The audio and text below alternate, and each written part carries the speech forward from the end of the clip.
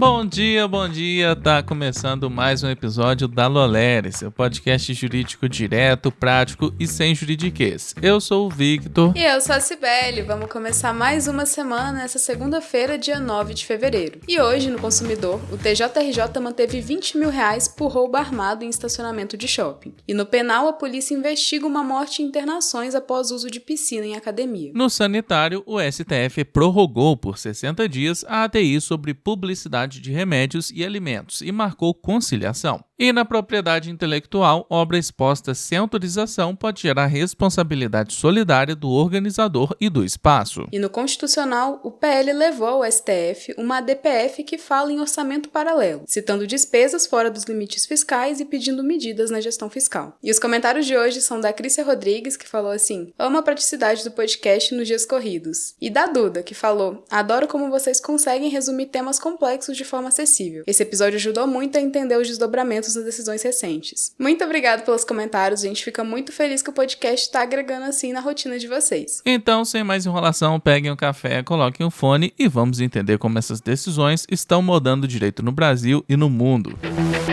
Então vamos começar com o direito do consumidor. A 9ª Câmara de Direito Privado do TJRJ manteve a responsabilização de empresas ligadas ao America's Shopping por falha na segurança e fixou R$20 mil por danos morais a uma consumidora vítima de roubo armado no estacionamento. A relatoria registrou que houve registro em delegacia e que o autor teria sido identificado com posterior condenação criminal como elementos de prova mínima do ocorrido, e citou o enunciado 330 do TJRJ. Mesmo com facilitação probatória ao consumidor, não se dispensa esse mínimo de comprovação do fato. O caso foi tratado como relação de consumo e julgado sob responsabilidade objetiva do artigo 14 do CDC. O ponto é a falha do serviço. Aqui, o dever de segurança, sem exigir prova de culpa. A decisão também recorreu à súmula 130 do STJ para reforçar o dever de guarda e vigilância em estacionamento oferecido ao público e analisou o crime como fortuito interno, sem romper automaticamente o nexo. O processo ainda teve discussões sobre danos materiais e participação de seguradora.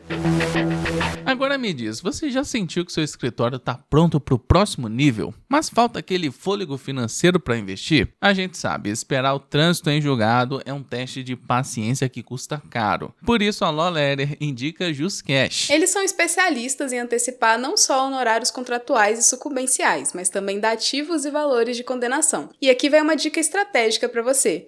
Em vez de enviar só um processo, você pode enviar vários de uma vez para uma análise gratuita. Isso aumenta suas chances de propostas e garante uma visão clara do capital que você pode injetar no seu próprio negócio agora. Então não deixe sua evolução estacionada no tribunal. Acesse a JusCash e transforme seus processos em dinheiro na sua conta agora. O link está aqui na descrição. E vamos voltar com o direito penal. A Polícia Civil de São Paulo abriu investigação para apurar a morte de uma mulher de 27 anos e atendimentos médicos de outras pessoas após aula de natação e contato com a água de uma piscina em academia na Zona Leste. A vítima passou mal após a atividade e morreu na noite do dia 7 de fevereiro. Relatos indicam que outros alunos também tiveram sintomas e precisaram de internação. O registro é de morte suspeita e o objetivo é verificar se há nexo entre a água da piscina e os quadros clínicos, incluindo hipóteses como contaminação, falha de manutenção ou uso inadequado de produtos químicos. A apuração reúne amostras de água, documentos de controle e manutenção, depoimentos e laudos periciais. No penal, o enquadramento vai depender do que as perícias apontarem. Se houver falha evitável ligada à gestão do risco, podem ser analisadas hipóteses como homicídio culposo e lesão corporal culposa, quando não há intenção, mas há negligência, imprudência ou imperícia. Registros técnicos e protocolos podem ser decisivos para apurar dever de cuidado e responsabilidades. Por ora, não há conclusão oficial sobre causa da morte, origem dos sintomas ou responsabilização. O desfecho depende dos laudos e da reconstrução do que aconteceu. E no direito sanitário, o ministro Cristiano Zanin, do STF, prorrogou por mais de 60 dias a suspensão da ADI 7.788, que discute regras da Anvisa sobre publicidade de medicamentos e de alimentos considerados potencialmente nocivos à saúde. A prorrogação manteve a tentativa de acordo entre a ABERT e a União e marcou nova audiência de conciliação para 11/5, com apoio do núcleo do STF voltado à solução consensual. A ação foi proposta pela ABERT contra duas normas da Anvisa, a RDC 24 de 2010, sobre publicidade de alimentos, e a RDC 96 de 2008, sobre propaganda de medicamentos. A RDC é resolução da agência, ou seja, um ato infralegal. A autora sustenta que restrições desse tipo precisariam estar em lei formal, alegando extrapolação do poder normativo e impacto sobre o setor publicitário e de radiodifusão. No jurídico, o debate passa por competência regulatória da Anvisa e pelo alcance do poder estatal de impor parâmetros técnicos de proteção à saúde na comunicação mercadológica. Em contraposição, a Anvisa defende que regular a publicidade de produtos com potencial risco integra a vigilância sanitária e que a agência tem atribuições normativas dentro da sua competência institucional. Esse processo vem sendo conduzido com foco em conciliação. Teve audiência pública em agosto de 2025 e audiência de conciliação em novembro de 2025, quando o andamento já tinha sido suspenso para permitir tratativas. Com a prorrogação, a ADI segue sem avanço na tramitação por enquanto, aguardando o resultado dessas negociações.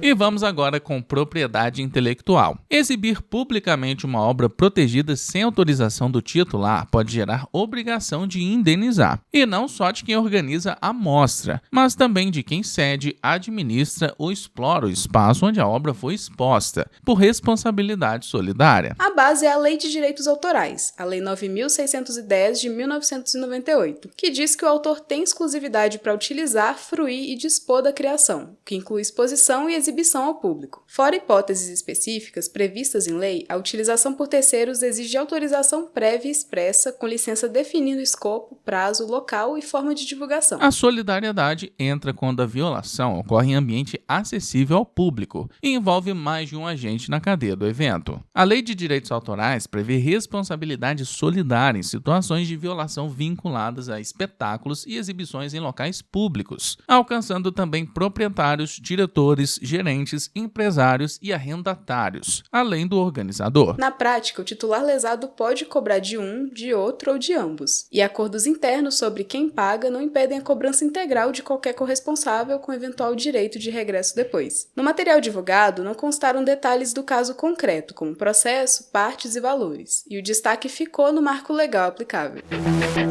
E vamos com o direito constitucional. O PL protocolou no STF uma ADPF para questionar práticas de planejamento e execução orçamentária atribuídas ao governo federal. Na peça, o partido sustenta que atos, práticas e omissões estariam comprometendo a sustentabilidade e transparência do sistema fiscal. A ação, segundo a notícia, é a ADPF 1305 e cita como exemplo a suposta exclusão deliberada de 89,9 bilhões de reais dos limites fiscais em 2024 e 2025. O PL também menciona o deslocamento de iniciativas estatais, como o programa Pé de Meia, para mecanismos de execução que, na visão do partido, operariam fora do orçamento tradicional. No vocabulário usado na petição, orçamento paralelo seria retirar despesas relevantes do cômputo das regras fiscais centrais, o que alteraria a leitura sobre limites de gastos e espaço de endividamento. A narrativa sustenta a violação de parâmetros de transparência e responsabilidade financeira e impacto na gestão de receitas e despesas. Do ponto de vista constitucional, a DPF é controle concentrado para discutir compatibilidade de atos do poder público com preceitos fundamentais. Em política fiscal, o debate costuma envolver publicidade, legalidade, planejamento e controle das finanças públicas. Entre os pedidos noticiados, o PL pede reconhecimento de estado de coisas inconstitucional na gestão fiscal da União e que o STF impeça a continuidade da prática questionada.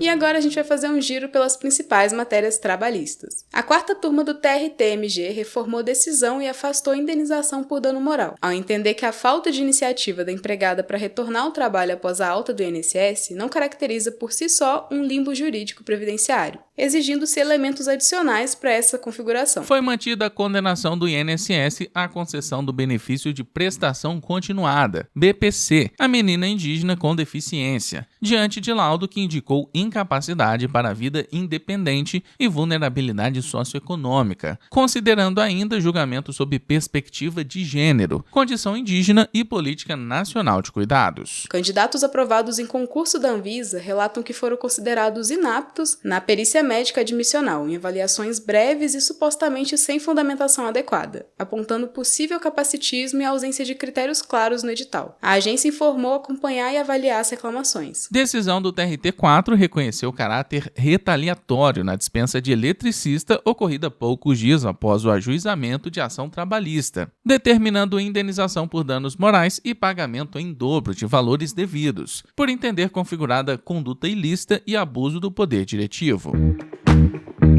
Então é isso, a gente vai chegando ao fim de mais um episódio. Muito obrigada por ter ficado com a gente até aqui. Muito bem. E vamos agradecer a todo mundo que comentou na edição passada e bateu o ponto aqui com a gente. O Diogo Lemos, Maurinho, Reinaldo, Dali Viegas, Cris, Rômulo, Bela, que parou de comentar desde que ganhou o kit Lolerer dela, a Karina dos Santos, Shirley Gomes, Marcos, Adriele, Karina, Ana Paula, Leonesser, Natana, Caroline, Gisele, Crícia, Duda e Laitarde. Muito obrigado a todos que comentaram. E não esquece de seguir a gente no seu agregador de podcast favorito, ativar as notificações e também avaliar com 5 estrelas. Não se esqueçam também de se inscreverem na nossa newsletter jurídica, ela é gratuita e o link tá aqui na descrição. Compartilha também esse episódio lá nos seus stories e marca a gente no @law.leria, que a gente tá sempre repostando por lá. Então é isso, se cuida, bom estudo e bom trabalho por aí.